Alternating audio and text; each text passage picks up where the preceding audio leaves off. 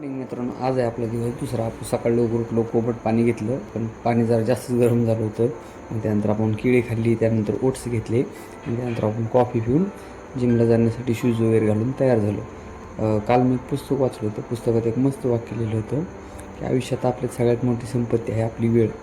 वेळ फक्त जपून वापरायची.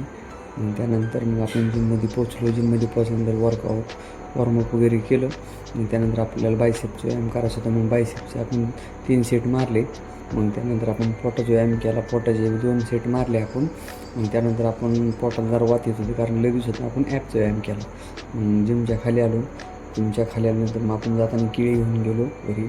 घरी गेलो, माझा एक सेल्फी काढला आणि आपण मग ज्यूस बनवला. आपण भिजवलेले डाळी खाल्ले आणि त्यानंतर आपण आंघोळ करून कामाला गेलो. आज कामावर गेलो, मग काम थोडं कमी होतं, मग दुपारी जास्त झोप काढली. नंतर घरी आल्यानंतर फळं खाल्लं एक आणि त्यानंतर आपण पुस्तक वाचायला भेटलं. पुस्तक वाचून झाल्यानंतर मग आपण जेवण केलं. जेवण करून झाल्यानंतर आपण दवाखान्यात गेलो, काम होतं. त्यानंतर मग परत आलो घरी.